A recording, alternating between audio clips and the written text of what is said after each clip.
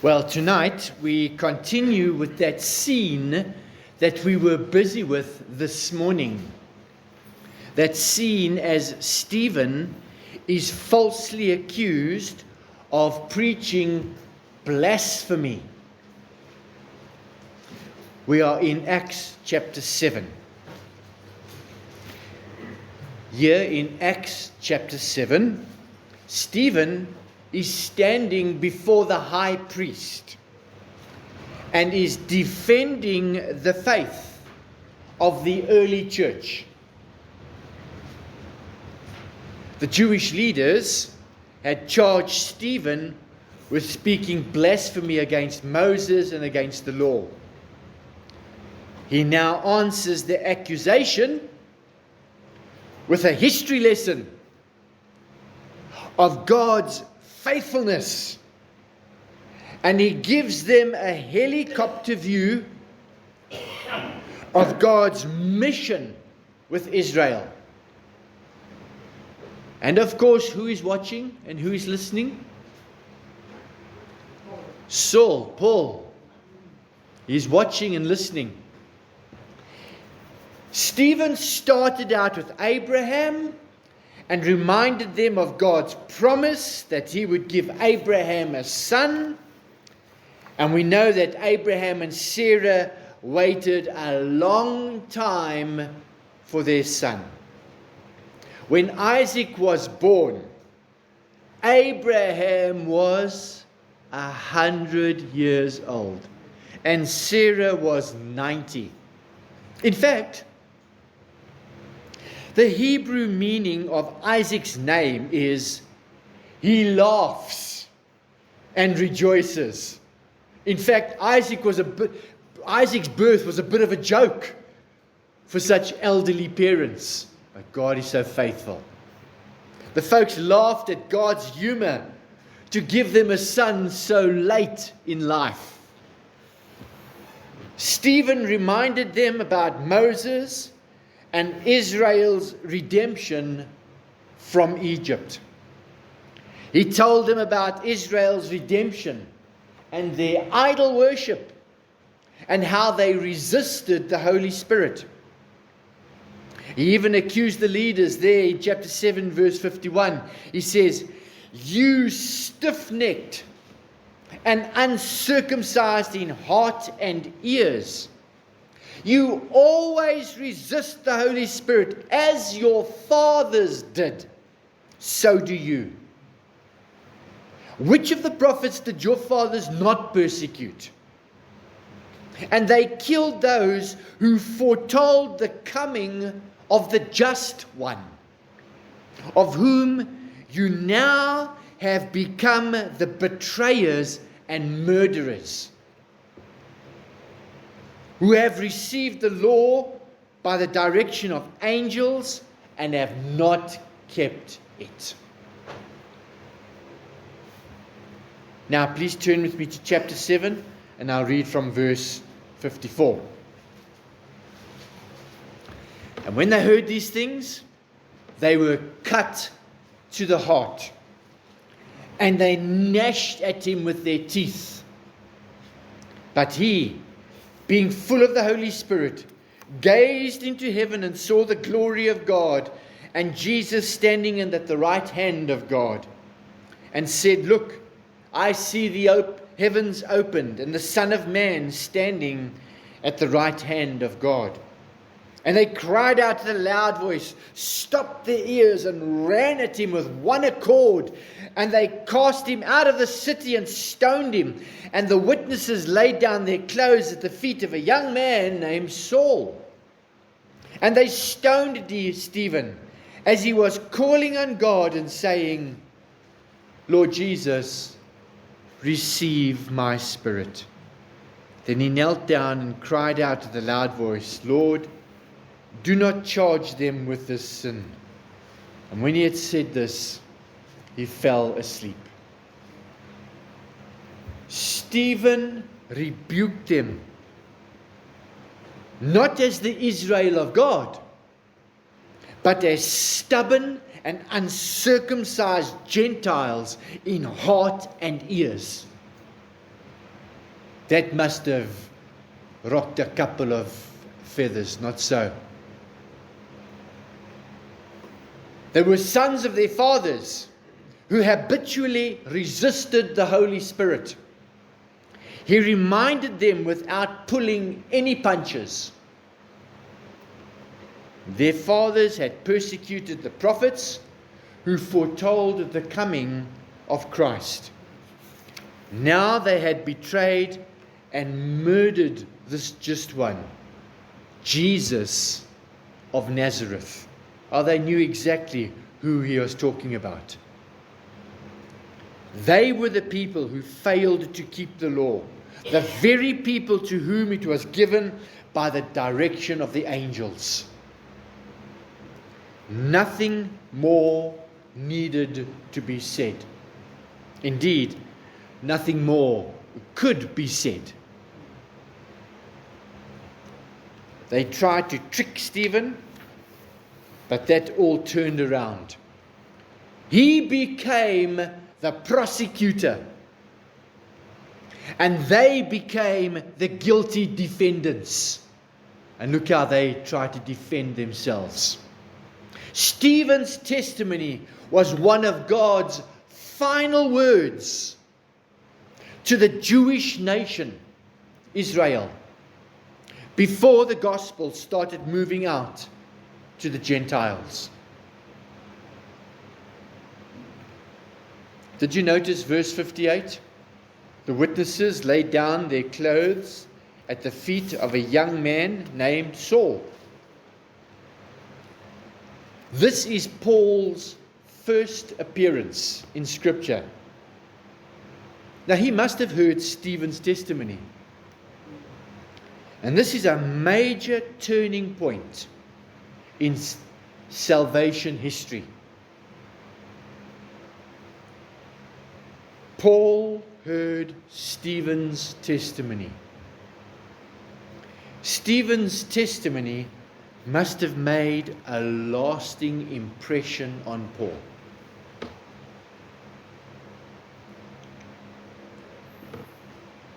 It is this impression that I have been trying to equip Calvary with. An impression for the hearer. The 1-minute testimony is not meant to be a historical account and theological argument, but rather that you leave a lasting impression to the listener of what Christ has done in you.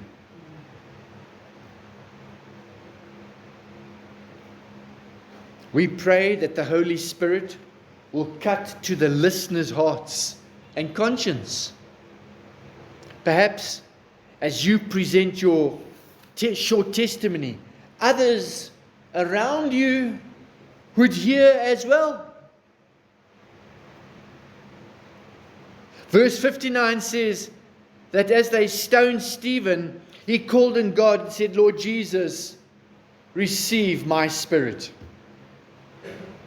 Stephen trusted God to immediately receive his spirit when he died. Isn't that wonderful? There is no waiting room like the Roman Catholic Church's purgatory doctrine. Upon his death, Stephen's soul was immediately ushered into the very presence of the Lord he had so faithfully served, so briefly. And this is our inheritance too. The mob poured out their hatred on Stephen. Stephen's testimony did not change Paul right away. No. Paul was part of the crowd, and he fully endorsed what was going on. He still hated the gospel in the church. How do we know that? Because later in Acts chapter 9, verse 1, it says, Then Saul still breathing threats and murder against the disciples of the Lord, went to the high priest. So this scene with Stephen, he heard it, but he wasn't converted. He still had this hatred of murder and threats to go and drag the Christians and go and persecute them. He was on mission to kill the Christians and to stop this gospel. So, when you share your testimony of what Christ has done in you, don't expect them to fall down and repent right away. We pray they do, but don't expect that. Be realistic.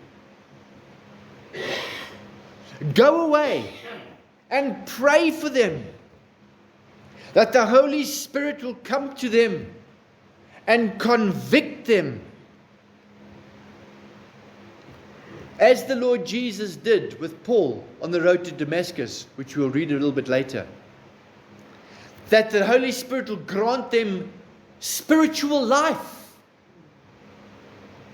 grant them repentance. Did you know repentance is a gift from God?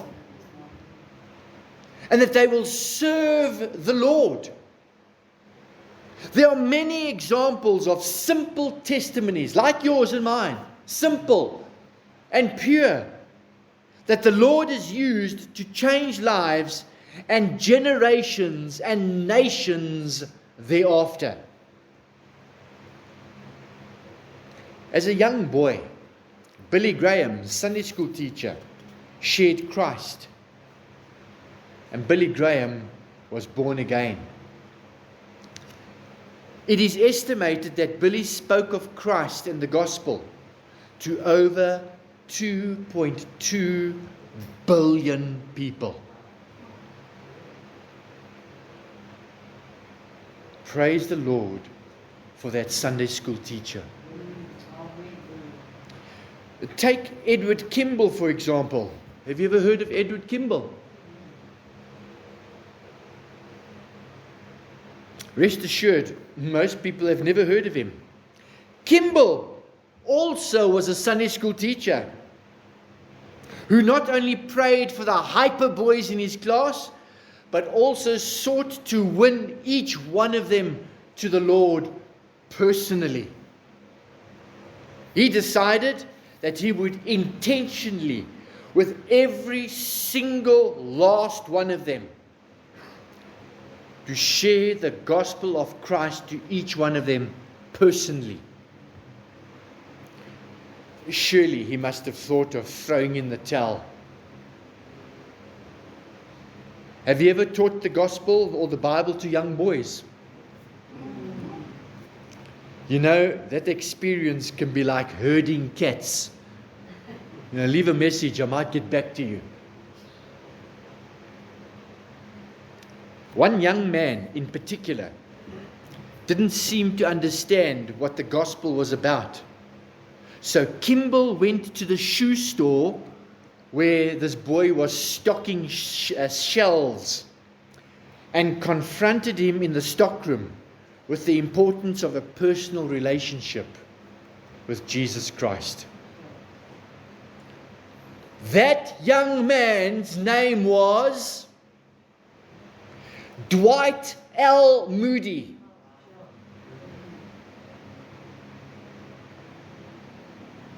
In the stockroom on that Saturday, he believed the gospel and received Christ as his Lord and Savior.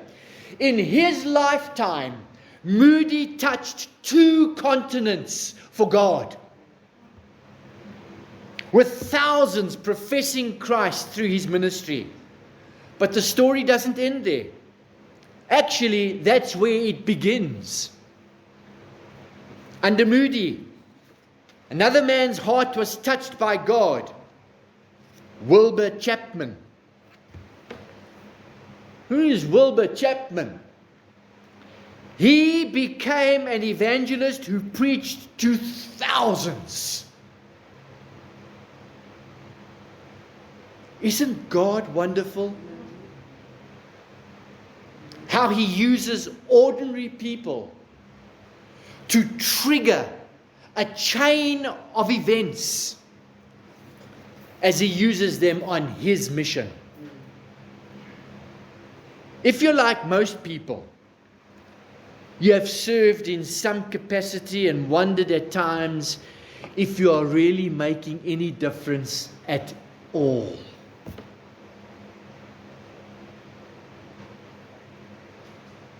Feel as if the gospel is just falling on deaf ears and nothing's happening. Maybe you've thought about quitting because you just don't see any fruit. Well, there have been many missionaries who have served as missionaries and have not had one single convert for years. And then the Holy Spirit works. And suddenly, He does something. That could be true of us too. Next time, when you're tempted to give up, please remember Edward Kimball, whose persistence and faithfulness was tremendously honored by God. Isn't that wonderful? The story would have looked very different if Edward Kimball did not spend his Saturday to seek out Dwight L. Moody. Beloved, your waiter must hear what Christ has done in you.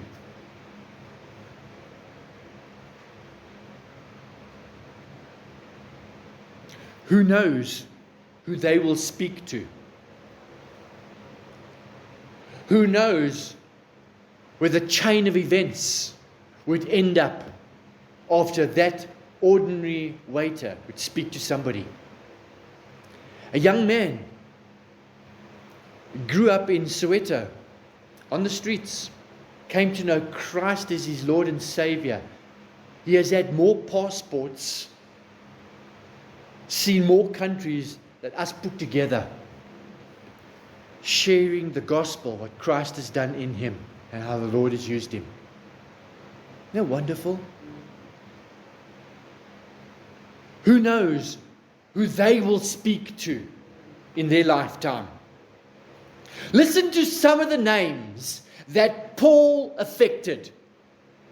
He was affected by Stephen. Listen to some of the names. And I bet you we don't know much about them at all. Timothy, Tychicus, Onesimus, Aristarchus, Mark, Barnabas, Justus, Epaphras, Luke, Demas. Here's one, Lymphus, and Archippus.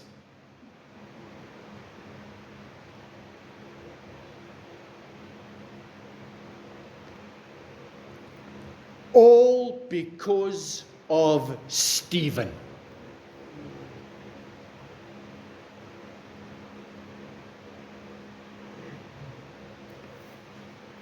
Some of these brothers pastored churches and were greatly used by God to inscripturate Scripture, to evangelize. Well, tonight, we are going to observe another demonstration of this small, insignificant, in the bigger picture, conversation. Right here.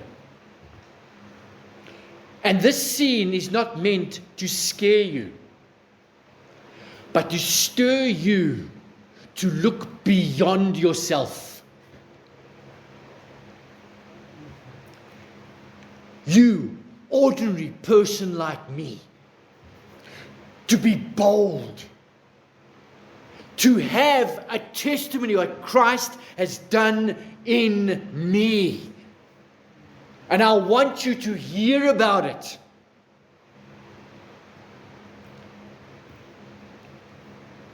Cat Stevens sings that song. He says, I can't keep it in. I can't keep it in. I've got to let it out. I've got to tell the world. Well, using those words, this is exactly what's happening here. Pure and simple. Yes, stumble over your words. Be a fool for Christ. Wonderful. But share what Christ has done in you, if indeed you have a testimony. If you don't, may the Holy Spirit stir that remembrance of what He has done in you, that you can't keep it in. You've got to let it out. You've got to tell the world. Let that what is in your heart be shared purely and simply. That's what it means to be the light of the world and the salt of the earth.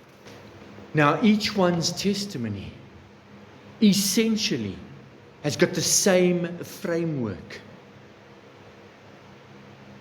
I was indebted to God. I owed God a debt which I could not pay. Not even 200 trillion rand could settle that debt.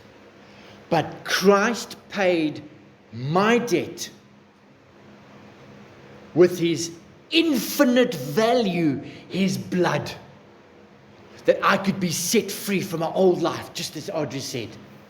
My dear friends, if you are battling with your 1-minute testimony, on the notice board is an example.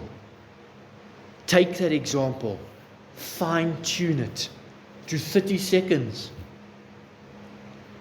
May you be a Stephen in the restaurant, that those sitting next to you over there would hear this. Can I have one of those, please? Amen. Amen. Father, we thank you for the gospel. We thank you for the privilege that we can, as earthen vessels, contain such a heavenly treasure. I pray, O God, that you would lead us, that you would embolden us, that you would strengthen us, you would grant us the creativity, the opportunity, the authenticity, the sincerity of sharing what Christ has done in us with those who have no hope, who do not know. I pray for the Pauls who are listening at our testimony at a distance. Oh God, for your name's sake, I ask. May the ripple effects grow from this generation, this community. Who knows where? We look to you. Amen.